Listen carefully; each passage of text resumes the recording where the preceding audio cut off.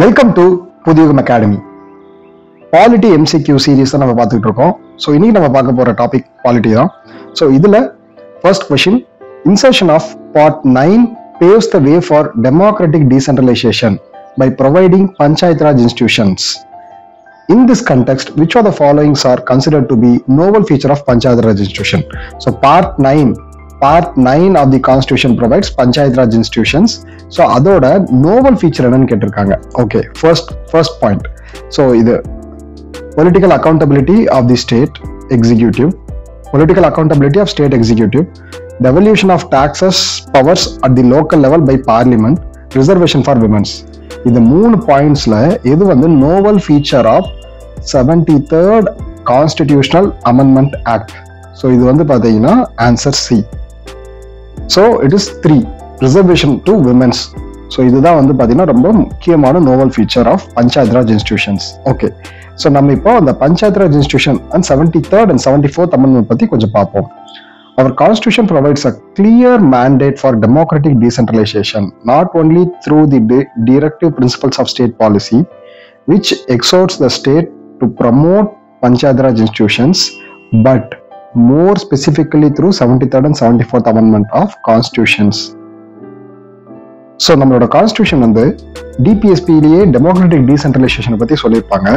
So அதுல மட்டும் சொல்லாம இன்னும் ஸ்பெசிஃபிக்கா 73rd and 74th constitutional amendment act படி இன்னும் அந்த டெமோக்ராட்டிக் டீசென்ட்ரலைசேஷன் எப்படி இருக்கணும், ஸோ வில்லேஜஸ்ல எப்படி இருக்கணும், சிட்டிஸ்ல எப்படி இருக்கணும் அப்படிங்கிறத வந்து சொல்லியிருக்காங்க. 73rd constitutional amendment act talks about villages, panchayats, and 74th Constitutional Amendment Act talks about municipalities, which seeks to create an institutional framework for grassroots democracy through medium of genuinely self-governing local bodies, both in urban and rural areas. Self-governing local bodies urban and rural area la create பண்றது தான் 73rd and 74th amendment ஓட constitutional mandate. Thus the constitution through 73rd Amendment Act in 1992 aims to provide for என்னெல்லாம் 73rd Constitutional Amendment மூலமா நமக்கு கிடைக்கும். First point, Gram Sabha in village or group of villages. ஒரு கிராம் சபா வந்து நமக்கு வந்து கிரியேட் ஆகும். Constitution for Panchayat at village and other levels. So village level நமக்கு வந்து பஞ்சாயத்துக்கு constitutional power கிடைக்கும். Reservation for seats of scheduled caste, scheduled tribes in proportion to their population. பாருங்க, SC STஸ்க்கு நமக்கு வந்து பாத்தீங்கன்னா கண்டிப்பா ரிசர்வேஷன்ஸ் இருக்கும் with respect to their proportions to their population for the membership of panchayats and offices of chairperson in panchayats at each level. At each level ஒரு லெவல்லையுமே வந்து பாத்தீங்க அப்படின்னா 73rd amendment மூலமா நமக்கு வந்து SC STஸ்க்கு பாப்புலேஷன் மீன்ஸ் பாப்புலேஷனுக்கு ஏத்த மாதிரி representation இருக்கும். Reservation is not less than 1/3 seats for women. Striking feature. So option 3. So அதுதான் நம்ம option 3ல பார்த்தோம். Reservation not less than 1/3 seats are women. 1/3 வந்து பாத்தீங்கன்னா women's reservation இருக்கு. Fixing tenure of 5 years for Panchayat Raj, holding election within the period of 6 months in event of suspension of any panchayats. So each time panchayat election நடக்கும்போது நமக்கு வந்து 5 years tenure இருக்கும். Suppose நமக்கு அதுக்கு முன்னாடியே அந்த பஞ்சாயத்தை வந்து டிசால்வ் பண்ண வேண்டிய சிச்சுவேஷன் வந்துச்சு அப்படின்னா வித்தின் 6 monthsல வந்து நெக்ஸ்ட் எலெக்ஷன் வச்சு ஆகணும். ஸோ அதுதான் வந்து பார்த்தீங்கன்னா 73rd and 74th amendment மூலமா நமக்கு கிடைச்சிருக்கிற features. Devolution by the state legislation of powers and responsibilities upon the panchayats with respect to the preparation of plan for economic development and social justice for implementation of developmental schemes. பாருங்க, devolution by states of power and responsibilities upon the panchayats with respect to the preparation of planning for economic development and social justice and for implementation of developmental schemes. So option 2ல என்ன சொல்லிருப்பாங்க, நமக்கு வந்து பாத்தீங்கன்னா devolution of taxing powers at local level by parliament சொல்லியிருப்பாங்க. But இங்க என்னது, so இந்த இடத்துல என்ன கொடுத்துருக்காங்க, state legislature, devolution by state legislature. So அந்த இடத்துல பார்லிமெண்ட் கொடுத்துருக்காங்க. ஸோ அது வந்து தப்பு. ஸோ அதாவது பவர் டிவால்வ் பண்ணி கொடுக்கறது வந்து யார் டிவால்வ் பண்ணி கொடுக்குறா, ஸ்டேட் லெஜிஸ்லேச்சர். யார் கொடுக்குறாங்க, பஞ்சாயத்து கொடுக்குறாங்க. ஸோ எதுக்கு with plans for economic development and social justice. இதுக்கு வந்து யார் டிவால்வ் பண்ணி கொடுக்குறா, ஸ்டேட் லெஜிஸ்லேச்சர், பஞ்சாயத்து டிவால்வ் பண்ணி கொடுக்குறாங்க, நாட் பார்லிமெண்ட். ஸோ நமக்கு ஸ்டேட்மெண்ட்ல என்ன சொல்லியிருக்காங்க, devolution of tax powers at local level by parliament ன்னு சொல்லியிருக்காங்க, by state legislature அப்படி சொல்லியிருந்தா அது வந்து கரெக்ட். ஓகேங்களா. sound finance of panchayat raj by securing authorization from state legislature for granting aid to panchayats from the consolidation fund of state, as also assignment to the appropriation by the panchayats of revenues of designated taxes, duties, tolls, fee, etc. So actually state legislation வந்து fund devolve பண்ணி யாருக்கு கொடுக்கணும், பஞ்சாயத்து ராஜ் கொடுக்கணும். Political accountability of state executive is not a novel feature. Political novel feature தான், novel means a striking feature, one of the best feature சொல்லணும். Political accountability அப்படிங்கிறது அது வந்து ஒரு novel feature கிடையாது. அதாவது ஆல்ரெடி பொலிட்டிக்கல் அக்கௌண்டபிலிட்டி இருக்கு. இந்த 73rd அமெண்ட்மெண்ட் மூலமா வந்தது மூலமா தான் பொலிட்டிக்கல் அக்கௌண்டபிலிட்டி கிரியேட் ஆச்சா பிஆர்ஐஸ்க்கு அப்படின்னு கிடையாது. So hence option 1 is not correct. Second question, consider the following statement regarding attorney general. So already வந்து பார்த்தீங்கன்னா அட்டார்னி ஜெனரலை பற்றி கொஸ்டின் வந்திருக்கு. ஸோ கண்டிப்பாக இந்த கொஸ்டினும் ரொம்ப முக்கியம். யூபிஎஸ்சிஎஸ்சியில் அட்டார்னி ஜெனரல் பற்றி கொஸ்டின் வந்திருக்கு. ஓகேங்களா. So attorney general, to be appointed as attorney general, one must be qualified to be judge of supreme court. நல்லா பாருங்க, one must be qualified judge of supreme court. Correct. ஆமாம், நீங்க வந்து ஒருத்தர் attorney ஜெனரலா அப்பாயிண்ட் பண்ணணும் அப்படின்னா அவர் வந்து என்ன குவாலிஃபையா இருக்கணும், சுப்ரீம் கோர்ட் ஜட்ஜ் அப்பாயிண்ட் ஆகிறதுக்கு என்னெல்லாம் குவாலிஃபிகேஷன் இருக்கணுமோ அதெல்லாம் கண்டிப்பா அவருக்கும் இருக்கணும். The term office of attorney general is not fixed by the constitution. கான்ஸ்டிடியூஷன்ல அட்டார்னி ஜெனரலுக்கு வந்து பாத்தீங்கன்னா டேர்ம் ஃபிக்சேஷன் கிடையாது. ஸோ செகண்ட் பாயிண்ட்டும் கரெக்ட்.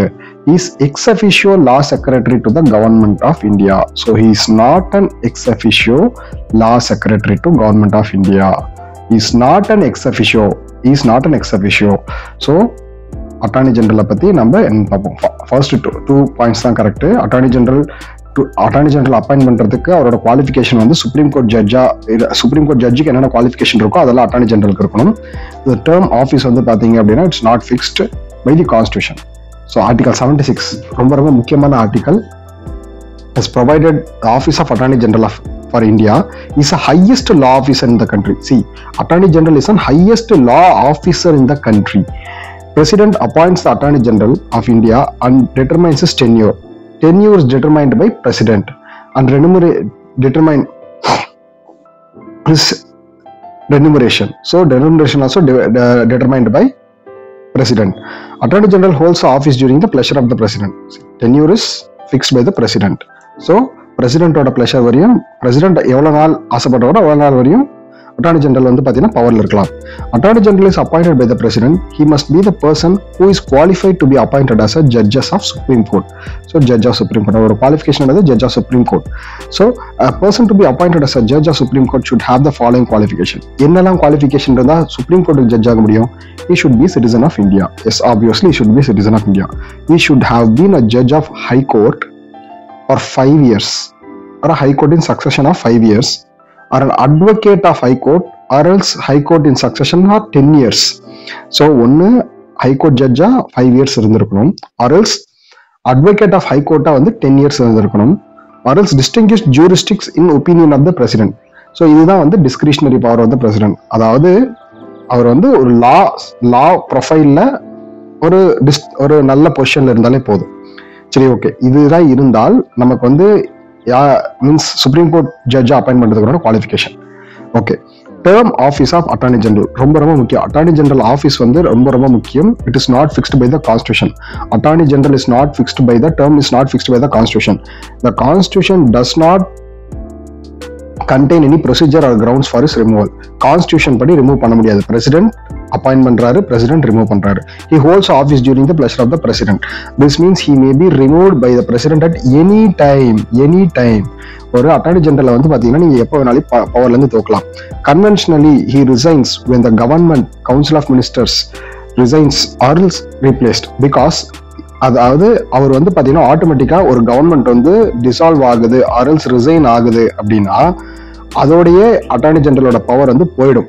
அவ்வளவுதான், அட்டார்னி ஜெனரலும் அந்த கவர்மெண்டோடய வெளியே போயிடுவார். அதான் ஞாபகம் வச்சுக்கோங்க. இப்போ ஒரு ஃப்ரெஷ் கவர்மெண்ட், பிஜேபி கவர்மெண்ட் வந்து பாத்தீங்கன்னா இருக்காங்க. அவங்க வந்து பாத்தீங்க அப்படின்னா ஒரு அட்டார்னி ஜெனரல் அவங்க வந்து ஒரு அட்டார்னி ஜெனரல் ரெப்ரசன்ட் பண்ணுவாங்க. ஸோ அந்த அட்டார்னி ஜெனரல் வந்து பாத்தீங்கன்னா இப்போ பிஜேபி கவர்மெண்ட் வந்து டிசால்வ் ஆச்சுனாலோ இல்லை அவரோட டென்யூர் முடிஞ்சதுனாலோ இந்த அட்டார்னி ஜெனரலும் அவரோட டென்யூரும் முடிஞ்சிடும். இது வந்து one of the features of Attorney General. He is not an ex-officio law secretary. He is not an ex-officio law secretary of the government. Law secretary is an independent office who is appointed by the government of India. So law secretary வந்து பாத்தீங்கன்னா அது ஒரு தனி office, அது வந்து government of India வந்து appoint பண்றாங்க. So ரொம்ப முக்கியம். So to be appointed, attorney general is appointed by the president. The term office is fixed by the president, is pleasure of the president. So qualification according to the Supreme Court judge. Okay, okay, next. Which of the following statements about scheduled tribes are correct? Scheduled tribes are correct. Nalla parunga, the word scheduled tribe is mentioned in the constitution. The word scheduled tribes is mentioned in the constitution. Yes, the word scheduled tribes is mentioned in the constitution. The criteria for recognition of scheduled tribes is detailed in scheduled 5 and schedule 6 of the constitution. தப்பு. ஆக்சுவலா ரொம்ப முக்கியமான விஷயம், constitution எதையுமே அதாவது டீடைல்டாவோ define பண்ணாது. அதே மாதிரி கான்ஸ்டியூஷன் எதுக்குமே வந்து பாத்தீங்கன்னா ப்ராப்பரா அவங்க constitution just give the definition. Constitution does not give any definition or else detailed rules and regulations. Constitution just says the way to make law. அவ்வளவுதான். ஸோ இந்த இடத்துல வந்து பாத்தீங்கன்னா detailed in scheduled 5 and scheduled 6 the criteria of recognition of scheduled tribes கொடுத்திருக்கிறது தப்பு. The word scheduled tribes is mentioned in the constitution. So option A one only. Option A one only. Constitution did not define the criteria of recognition of scheduled tribes. சொன்ன மாதிரி தான் constitution எதையுமே define பண்ணாது and also criteria of schedule ட்ரைப்ஸையும் define பண்ணாது. Hence, the Lokur Committee 1965 was set up by the government to look into this issue. Lokur Committee is regarding with respect to the criteria for scheduled tribes. The committee recommended 5 criteria for identification of tribal status: primitive traits, distinct culture, geographical isolation, shyness of contact with communities at large, backwardness. ஒண்ணுமே இல்லை. அதாவது constitution எதையுமே define பண்ணாது. First முக்கியமான rule அதுதான். அதே மாதிரி எப்படி ஒருத்தர் ஷெட்யூல் ட்ரைப்ஸா ஐடென்டிஃபை பண்ணணும் அப்படிங்கிறதுக்காக லோக்கூர் கமிட்டி அப்படின்னு 1965 கவர்மெண்ட் ஆஃப் இந்தியா வந்து பாத்தீங்கன்னா அப்பாயின்ட் பண்ணாங்க. அந்த கமிட்டி வந்து ஒரு 5 கிரைட்டீரியாஸ் கொடுத்தாங்க. இந்த 5 கிரைட்டீரியாவையும் சாட்டிஸ்ஃபை பண்ணா அவங்க வந்து என்னவா இருக்கலாம், ஷெட்யூல் ட்ரைப்ஸா இருக்கலாம். ஒன்னு பிரிமிட்டிவ் ட்ரைப்ஸ், அதாவது ரொம்ப அவங்களோட லீனியேஜ். பிரிமிட்டிவ் ட்ரைப்ஸுங்கிறது அவங்க வந்து நார்மல் மேனா இல்லாம, மீன்ஸ் நார்மல் காமன் பீப்புளா இல்லாம அவங்களோட கல்ச்சர் வந்து ரொம்ப டிஸ்டிங்டா, ரொம்ப பழைய காலத்து கல்ச்சரா, ரொம்ப ஓல்டேஜ் கல்ச்சரா இருக்கணும், டிஸ்டிங் கல்ச்சரா இருக்கணும், ஜியாகிரபிக்கலா ஐசோலேட் ஆயிருக்கணும்னா காமன் பீப்புள்ல இருந்து விலகி இருக்கணும். ஷைனஸ், அதாவது வந்து பாத்தீங்கன்னா அவங்க மற்ற மக்களோட கலக்கிறது, மீன்ஸ் மிங்கிள் ஆகிறதுக்கு அவங்க வந்து கஷ்டமா இருக்கும், அதே மாதிரி கலக்கவும் மாட்டாங்க. பேக்வர்ட்னஸ், ரொம்ப பின்தங்கி இருக்கணும். Constitution does not define the criteria for recognition of scheduled tribes and hence Lokur Committee was set up. So okay, same point tha. Statement 2 is not correct. Scheduled 4 and Scheduled 5 are concerned with tribal areas. Scheduled 5 and Scheduled 6 are concerned with tribal area and does not mention the criteria of recognition of scheduled tribes. See, Constitution does not mention, does not define the criteria for scheduled tribes. So இந்த இடத்துல statement 2ல என்ன சொல்லியிருப்பாங்க, the criteria for recognition of scheduled tribes is detailed in Scheduled 5 and Schedule 6. No, it does not. Schedule 5 and Schedule 6 are concerned with tribal areas. Yes, Schedule 5 and Schedule 6 are concerned with tribal areas, but does not mention any criteria for recognition of scheduled tribes. Scheduled tribes recognise பண்றதுக்கு உண்டான எந்த கிரைட்டீரியாவையும் Schedule 4, Schedule 5 and Schedule 6 சொல்ல கிடையாது. ஓகேங்களா? Okay. By-election is conducted in the constituency under which of the following condition? By-election எப்ப contest பண்ணுவாங்க அப்படின்னு கேட்டிருக்காங்க. If the candidate is elected from more than one constituency, so எப்பெல்லாம் வந்து பாத்தீங்க அப்படின்னா by-election எப்ப நடக்கும், அதாவது for candidate elected from more than one constituency. For example, A, B ரெண்டு கான்ஸ்டியூன்சி இருக்கு. ரெண்டு கான்ஸ்டியூன்சிலையும் வந்து பாத்தீங்க அப்படின்னா ஒரு பர்சன் வந்து நாமினேட் பண்றாரு. ஸோ பர்சன் வந்து பாத்தீங்கன்னா நாமினேட் பண்றாரு, ரெண்டு இடத்துலயுமே அவர் ஜெயிச்சிருவாரு. அப்போ கண்டிப்பா வந்து பாத்தீங்கன்னா ஏதாவது ஒரு தொகுதியில அவர் என்ன பண்ணணும், ரிசைன் பண்ணணும். இந்த ரிசைன் பண்ண தொகுதிக்கு கண்டிப்பாக பை எலெக்ஷன் வந்து தான் ஆகும். ஸோ ஸ்டேட்மெண்ட் 1 வந்து கரெக்ட். அப்போ ஆப்ஷன் பி கிடையாது. அப்போ ஆப்ஷன் பி கிடையாது. Okay, so next second point, if an elected candidate dies, கண்டிப்பாக பை எலெக்ஷன் வரும். ஸோ 1, 2 இருக்கு. 1, 2, அப்போ சி கிடையாது. 1, 2. Okay, if the winning candidate resigns, correct. So fourth statement, in case of tie of the top 2 candidates, அப்படி ஒரு கான்செப்டே கிடையாது. So by election எப்போ வரும்? The candidate is once the candidate is elected 1 or 2 or more கான்ஸ்டியூவன்சியில் elect பண்ணால் அந்த அப்போ ஏதாவது ஒரு போஸ்ட்ல தான் அவர் வந்து கண்டினியூ பண்ண முடியும். அதனால அவர் என்ன பண்ணி ஆகணும்?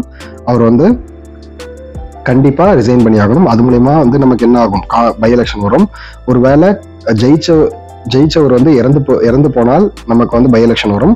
சேம் டைம் வந்து வின்னிங் கேண்டிடேட் ரிசைன் பண்ணால் நமக்கு வந்து பை எலெக்ஷன் வரும். Okay, by elections are the elections which are held to fill the previously elected officers that have fallen vacant. Previous பாருங்க, பை எலெக்ஷன் அப்படிங்கிற இது it's not election. By election அப்படிங்கிறது already elect ஆயிருக்கிற means which held to fill previously elected officers. Already elect ஆயிருந்து அதை வந்து fill பண்றதுக்கு உண்டான அந்த ஆஃபீஸ், அதை தான் ஃபில் பண்றதுக்கு ஒன்ஸ் எலெக்ட் ஆயிட்டு அதுக்கப்புறம் வேக்கண்டான ஆஃபீஸை ஃபில் பண்றதுக்காக தான் இந்த பை எலெக்ஷன் வருது. ஸோ பை எலெக்ஷனோட பர்பசஸ் என்ன அப்படிங்கிறத பார்ப்போம். So provisions for by elections provided under the representation of people act. RP act 1951 provisions வந்து ப்ரொவைட் பண்ணியிருக்காங்க. செக்ஷன் 147, 149, 150, 151, 151A இது எல்லாமே பை எலெக்ஷன்ஸ்க்கு உண்டான ப்ரொவிஷன்ஸ் தான் under RP act. ECI is empowered to conduct bypoll. Election commission of India தான் வந்து பார்த்தீங்க அப்படின்னா எலெக்ஷன் கமிஷன் ஆஃப் இந்தியா தான் பைபோல் நடத்துறதுக்கு உண்டான பவர் அவங்க கிட்ட இருக்கு. பை எலெக்ஷன் நடத்துறதுக்கு உண்டான பவர் இருக்கு. ஸோ எதுக்கு? So when the seat of members of elected of council of ஸ்டேட்டும் சரி, house of people, MP, MLAs, MLC எல்லாத்துக்குமே வந்து பார்த்தீங்க அப்படின்னா எலெக்ஷன் யார் நடத்துவா? எலெக்ஷன் கமிஷன் ஆஃப் இந்தியா தான் நடத்துவாங்க. பை எலெக்ஷனும் எலெக்ஷன் கமிஷன் ஆஃப் இந்தியா தான் நடத்துவாங்க. ஸோ அதோட கிரைட்டீரியா என்னது? வேக்கண்டானா once vacant or declared vacant, the member elected of any such bodies itself declared to be void. So அவர் வந்து பார்த்தீங்க அப்படின்னா ஒன்ஸ் எலெக்ட் ஆன பர்சனை வந்து பார்த்தீங்க அப்படின்னா டிஸ்குவாலிஃபை பண்ணா vacant can be created if an elected candidate dies, resigns or else vacant one or 2 seats won by him in the election. So அவர் ஒன்ஸ் எலெக்டட் கேண்டிடேட்ஸ் இறந்து போனா ரிசைன் பண்ணா ஆர் எல்ஸ் 2 or 3 கான்ஸ்டியூவன்சியில் அவர் வந்து ஜெயிச்சு மீதி இருக்கிற 2 கான்ஸ்டியூவன்சிஸ்ல இல்லை மீதி இருக்கிற ஒரு கான்ஸ்டியூவன்சிலையும் அவர் ரிசைன் பண்ணா அந்த இடத்துல பை எலெக்ஷன் வரும். டை வந்தாலுமே வந்து பார்த்தீங்கன்னா பை எலெக்ஷன் வரும். ஸோ அதுக்கடுத்த decision made by returning officer would be effective. So அந்த இடத்துல வந்து பார்த்தீங்க அப்படின்னா டை மீன்ஸ் 2 பேருக்குள்ள ஈக்குவல் நம்பர் ஆஃப் ஓட்ஸ் இருக்கு அப்படின்னா அந்த இடத்துல ரிட்டர்னிங் ஆஃபீஸரோட டெசிஷனுமே ரொம்ப முக்கியமான டெசிஷனாக இருக்கும். ஸோ இட் இஸ் அப்படி ஏதாவது பிரச்சனை இருந்துச்சு அப்படின்னா ஹைகோர்ட் வந்து அதில் தலையிட்டு இது பண்ணுவாங்க. So option A is correct. With the reference of Schedule 5 of Indian Constitution, scheduled areas are declared by Governor of State, Parliament, President. So ரொம்ப ரொம்ப முக்கியமான ஒரு question. Scheduled areas declared by President. Scheduled areas declared by President. கண்டிப்பா இது கேட்கறதுக்கான வாய்ப்புகள் இருக்கு. Scheduled 5 of the Indian Constitution, scheduled areas declared by President of the country. Okay, scheduled area under Schedule 5. The 5th schedule of the Constitution deals with the administration and control of scheduled area and scheduled tribes in any state except 4 states of Assam, ATM square. இது எப்படி ஞாபகம் வச்சுக்கலாம் அப்படின்னா ATM square. So இதுக்கு என்ன அர்த்தம் அப்படின்னா 5th ஷெட்யூல்ல வந்து என்ன சொல்லுதுன்னா நமக்கு வந்து ஷெட்யூல்டு ஏரியாஸ், ஷெட்யூல்டு ட்ரைப்ஸை வந்து கண்ட்ரோல் பண்றதுக்கு உண்டான பவரை வந்து 5th ஷெட்யூல்ல கொடுத்துருக்காங்க. பட் அந்த ஷெட்யூல் 5 வந்து அசாம், மேகாலயா, திரிபுரா, மிசோரம் இந்த இடத்துல இதோட ஷெட்யூல் 5 வந்து பார்த்தீங்கன்னா அப்ளிகபிள் ஆகாது. Special system of administration of scheduled area, tribal areas is envisages under Article 244 in Part 10 of the Constitution. So அதுக்கடுத்து power declared an area to be scheduled area is vested with President. Power declared, அதாவது scheduled area அப்படிங்கிற power declare பண்றதுக்கான power யார்கிட்ட இருக்கு? President இருக்கு.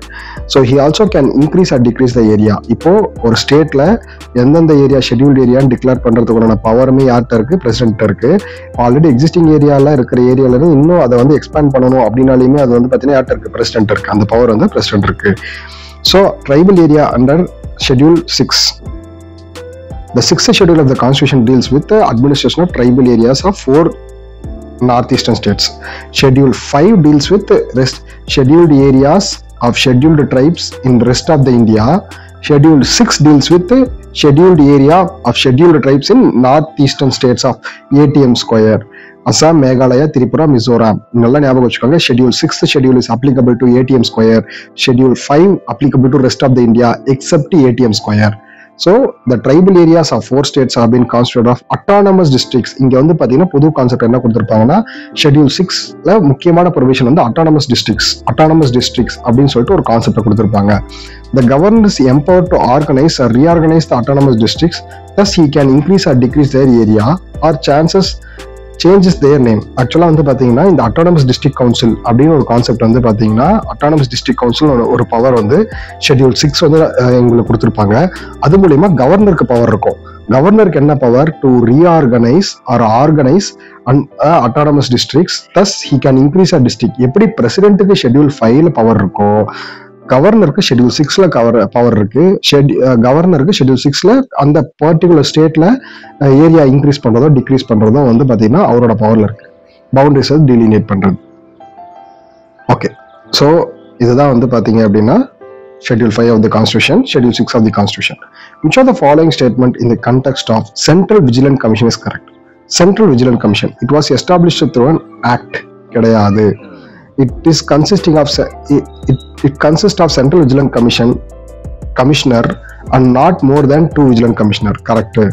So actually வந்து பாத்தீங்க அப்படின்னா Central Vigilant Commissioner plus 2 Vigilant Commissioner 1 plus 2 இதுதான் வந்து பாத்தீங்கன்னா உங்களோட கான்ஸ்டிடியூஷன். சரி, okay, we can go directly.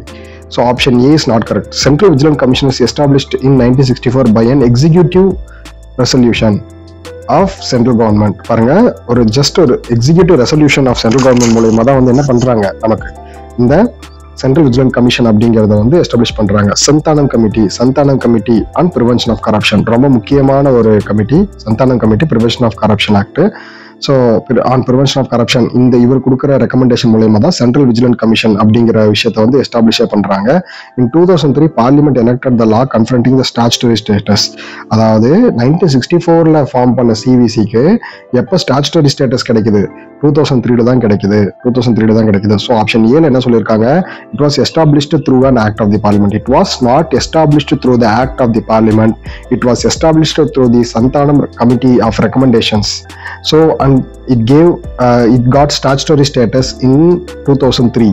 Option B is correct. The CB is multi-membered body consisting of Central Vigilant Commissioner as a chairperson, not more than 1 plus 2, not more than 2 Vigilant Commissioners. They are appointed by the President. CVC, Central Vigilant Commissioners are appointed by the President on the recommendation of 3-member committee. Actually appointment என்னமோ president தான், but அதை வந்து recommend பண்றது யாரு? 3 பேர் கொண்ட குழு. அதுல யாரெல்லாம் இருப்பாங்க? Prime minister as a head, union minister of home affairs and leader of opposition. நல்லா பாருங்க, LOP லீடர் ஆஃப் ஆப்போசிஷன் வந்து சென்ட்ரல் விஜிலன்ட் கமிஷனரோட அப்பாயின்மெண்ட்ஸ்ல அந்த குழுல இருப்பாரு. Prime minister plus home minister plus leader of opposition recommends the central vigilant commissioner appointed by the president. Central vigilant commissioner appointed by the president. They holds office in terms of 4 years or until they attain the age of 65. Once அவங்க office assign பண்ணாங்க அப்படின்னா 4 years tenure. In case அவங்களுக்கு அதுக்கு முன்னாடி 65 years age cross ஆகுது அப்படின்னா அவங்க retire ஆயிடுவாங்க. Whichever is earlier are not eligible for further employment. Once CVC கமிஷனரா சென்ட்ரல் விஜிலன்ட் கமிஷனரா அப்பாயிண்ட் பண்ணிட்டாங்க அப்படின்னா அவங்க ஃபர்தர் அப்பாயின்மெண்ட்ஸ்க்கு அவங்க எலிஜிபிள் கிடையாது. Option C is not correct. Option C என்ன சொன்னாங்க? Central vigilant commissioner can only be removed by the manner of similar to that of supreme court judge. C இது வந்து பாத்தீங்க அப்படின்னா அப்பாயிண்டட் பை தி பிரசிடென்ட் இந்த recommendations of prime minister and home minister plus வந்து பாத்தீங்க அப்படின்னா LOP. So அப்போ removal அப்படிங்கிறது வந்து பாத்தீங்கன்னா அந்த இடத்துலயுமே வந்து பாத்தீங்கன்னா எந்த மாதிரி ரிமூவல் இருக்கும்? The president can remove the CVC or any vigilant commissioner from the office under the following circumstances. So நமக்கு இங்க என்ன கொடுத்திருக்காங்க, CVC can only be removed by the Supreme Court judge வந்து ரிமூவ் பண்ற மேனர்ல ரிமூவ் பண்ணணும்னு சொல்லியிருக்காங்க. கிடையாது, இவங்களுக்கும் தனியா வந்து பாத்தீங்கன்னா ஒரு சில ப்ரொசீஜர்ஸ் இருக்கு. If is adjusted and insolvent, அவர் வந்து பாத்தீங்க அப்படின்னா மீன்ஸ் அவரோட இன்சால்வெண்டா இருக்காரு, மீன்ஸ் பேங்கிங் ஆக்டிவிட்டீஸ்ல லேகிங்கா இருக்காரு. If he have been convicted for an offence, ஏதாவது தப்பு பண்ணி கன்விக்ட் ஆயிருந்தால். ஸோ இந்த opinion of central government involves in moral turpitude. If he engaged during the if he is engaged during the term of office in any paid employment outside the duties of his office. So அவர் கொடுத்திருக்கிற வேலையை தாண்டி அவர் வந்து வெளியே employee ஆயிருக்கிறாரு, paid employment போறாரு அப்படின்னா அவர் வந்து remove பண்ணலாம். Or if he is unfit to continue for the office of by reason of infirmity of mind of body, அவருக்கு வந்து பாத்தீங்க அப்படின்னா அந்த வேலை செய்யறதுக்கு உண்டான மைண்ட் கெப்பாசிட்டி இல்லை, ஆர்எல்ஸ் மென்டலி சேலஞ்சபிள் பர்சனா இருக்க, மென்டலி சேலஞ்சிங் சுச்சுவேஷன் இருந்தது அப்படின்னா அவரை ரிமூவ் பண்ணலாம். If he has acquired such a financial or other interest likely to be affect prejudicially of his official functions, அவர் வந்து அஃபிஷியல் ஃபங்க்ஷன்ஸை அஃபெக்ட் பண்ற மாதிரி ஃபினான்ஷியலா எங்கேயாவது வந்து பாத்தீங்க அப்படின்னா இன்வால்வ் ஆயிருக்கிறாருன்னா அவரை வந்து ரிமூவ் பண்ணலாம். In addition this president can also remove CVC on any vigilance commissioner on the grounds of proving misbehaviour. Actually இதுதான் வந்து பாத்தீங்க அப்படின்னா மேக்ஸிமம் வந்து proven misbehaviour or incapacity, proven misbehaviour or incapacity ரொம்ப முக்கியம். ஸோ மேலே சொல்லியிருக்கிற பாயிண்ட்ஸை தாண்டி ஒரு பிரசிடென்ட் வந்து எப்போ வந்து பார்த்தீங்கன்னா CVC ரிமூவ் பண்ணலாம்னா proven misbehaviour. However, in these cases the president has to refer the matter of Supreme Court for an inquiry. இதுல எந்த பாயிண்ட்ல அவர் இந்த ப்ரூவன் மிஸ்பிஹேவியர்ல அவர் ரிமூவ் பண்ணணும் அப்படின்னா சுப்ரீம் கோர்ட்டோட ஒன்ஸ் வந்து அவர் என்ன பண்ணணும், அந்த அவர் கன்சல்ட் பண்ணிட்டு தான் வந்து பாத்தீங்கன்னா ஜட்ஜ் ஆஃப் சுப்ரீம் கோர்ட் வந்து இது பண்ணணும். ஸோ கன்சல்ட் பண்ணிட்டு தான் அவர் வந்து ரிமூவ் பண்ணணும். But in the judge of supreme court can be removed by the order of president only after an addressing by the parliament. Supreme court ஜட்ஜை remove பண்ணணும்னா president remove பண்ணுவாரு, பார்லிமெண்டோட இன்ட்ரெஸ்ட் படி. CVC has to be present annually to the president a report on its performance. The president places the report before each house of the parliament. CVC ஓட performance வந்து பாத்தீங்க அப்படின்னா president வந்து ஒரு வருஷமும் பார்லிமெண்ட்ல ரெண்டு ஹவுசஸ்க்கு முன்னாடியுமே வந்து வைப்பாரு. ஓகேங்களா? Okay. Under which of the following conditions a party cannot be recognized as state party? First வந்து அப்போ ஸ்டேட் பார்ட்டிக்குள்ள ரெகக்னைசேஷன் என்ன நமக்கு தெரிஞ்சிருக்கணும். அதுல எது இந்த 4 பாயிண்ட்ல எது வந்து பாத்தீங்கன்னா இல்லைன்னு கேட்கறாங்க. If it secures 6% of valid votes, to the assembly elections and win 2 seats of the state assembly. So yes, இந்த criteria இருந்தா can be recognized as state party. If it secures 6% of valid votes to the assembly and win 2 seats, 6% plus 2 seats win பண்ணிருக்கணும். If it secures 2% of valid votes polled in the state at the Lok Sabha elections in state assembly, not Lok Sabha election. So option B தான் இதுல வந்து தப்பு. ஓகேங்களா? Means அவங்க எது வந்து தப்புன்னு தான் கேட்டிருக்காங்க. ஓகே. ஸோ அப்போ நமக்கு ஃபர்ஸ்ட் என்ன தெரியணும் அப்படின்னா ஸ்டேட் பார்ட்டி ரெகனைஸ் பண்றதுக்கு உண்டான கிரைட்டீரியாஸ்லாம் என்னென்னு தெரியணும். அதை தான் நம்ம பார்க்க போறோம். At present a party is recognized as a state party. A state is state if any of the following condition is fulfilled. நம்ம ஃபர்தரா இருக்கக்கூடிய கண்டிஷன்ஸ் ஃபுல்ஃபில் ஆச்சு அப்படின்னா அதை நம்ம என்ன சொல்லலாம் அப்படின்னா ஸ்டேட் பார்ட்டின்னு சொல்லலாம். First, at present if it secures 6% of valid votes, பாருங்க 6% of valid votes polled in a state at general election to legislative assembly of state concern, and in addition it wins 2 seats. First point 2 seats win பண்ணணும் plus in addition same time வந்து பாத்தீங்கன்னா 6% of votes வந்து அவங்க gather பண்ணணும் assembly எலெக்ஷன்ல. Okay. If it secures 6% of valid votes polled in the states in general election of Lok Sabha from the state concern and in addition 1 seat of Lok Sabha. இந்த இடத்துல என்ன கொடுக்கல, அதாவது இந்த இடத்துல வந்து பாத்தீங்கன்னா 2% மட்டும்தான் கொடுத்துருக்காங்க. பிளஸ் இங்க என்ன கொடுத்துருக்கணும், plus 1 seat of Lok Sabha வந்து அவங்க என்ன பண்ணிருக்கணும், 1 லோக் சபா சீட் 1 MP சீட்டை வந்து அவங்க என்ன பண்ணிருக்கணும், வின் பண்ணிருக்கணும். அப்படி கொடுத்திருந்தால் அதுவும் கரெக்ட். ஒரு ஸ்டேட் பார்ட்டியா ரெகனைஸ் ஆகணும் அப்படின்னா ஃபர்ஸ்ட் வந்து பாத்தீங்கன்னா ஸ்டேட் அசம்பிளில 6% ஓட்டு 2 MLA சீட் வின் பண்ணிருக்கணும். ஆர்எல்ஸ் லோக்சபா எலெக்ஷன்ல 6% ஓட்டு லோக்சபா எலெக்ஷன்ல 6% ஓட்டு vote and also 1 seat of Lok Sabha வந்து win பண்ணியிருக்கணும். If it wins 3% of seats in legislative assembly at general election to the legislative assembly of state concerned or 3 seats. So general assembly legislative சீட்டை பொறுத்தவரையும் வந்து பார்த்தீங்கன்னா 3% win பண்ணியிருந்தா போதும். So legislative assemblyயை பொறுத்தவரையும் வந்து பார்த்தீங்க அப்படின்னா 3 seats வின் பண்ணியிருந்தா போதும். 3% of seats in legislative assembly at general election to the legislative assembly of the state concerned or 3 seats. So இது ரெண்டுத்துல எதுவோ.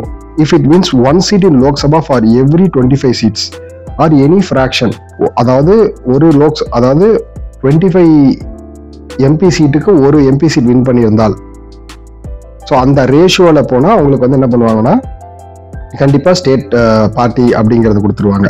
If it secures 8% of total valid votes polled in state at general election to the Lok Sabha general electionல 8% vote வாங்கியிருந்தாலும் கொடுத்துருவாங்க. So இது வந்து 2011 கொடுத்துருந்தாங்க. So or to the legislative assembly. So legislative அசம்பிளிலையும் சரி, MP எலெக்ஷன்லையும் சரி, எம்எல்ஏ எலெக்ஷன்லையும் சரி, 2 எலெக்ஷன்லையும் நீங்கள் வந்து 8% of vote total vote valid vote வாங்கியிருந்தா நீங்கள் வந்து ஸ்டேட் பார்ட்டி ரெகனைஸ் பண்ணுவாங்க. The number of recognised party keeps on changing based on their performance. கண்டிப்பாக வந்து ஒன்ஸ் ரெகனைஸ்ட் பார்ட்டின்னு கொடுத்துட்டா அவங்களுக்கு திருப்பி வந்து அவங்க பர்ஃபார்மன்ஸை ட்ராக் பண்ணிட்டே தான் இருப்பாங்க. ஸோ அவங்க பர்ஃபார்மன்ஸ் குறையும் போது கண்டிப்பாக அந்த ரெகனைசேஷன் போயிடும். On eve of 16th Lok Sabha general election, there has been 6 national parties, 47 state parties and 1,593 registered unrecognized parties in country. The national parties and state parties are also known for all India parties and recognized parties. ஓகேங்களா? So ஆக்சுவலாக இது வந்து இந்த டேட்டாலாம் நமக்கு தேவையில்லை. Once கொடுத்தாலையும் once state party recognise ஆனாலும் அவங்களோட பர்ஃபார்மன்ஸ் குறைஞ்சது அப்படின்னா அந்த ரெகனைஸ் ஆயிடுவாங்க. அவ்வளோதான். சரிங்களா? ஸோ ஃபர்தர் நெக்ஸ்ட் கிளாஸஸ்ல அடுத்த ஃபோர்த் கமிங் கொஸ்டின்ஸை பார்க்கலாம். தேங்க்யூ.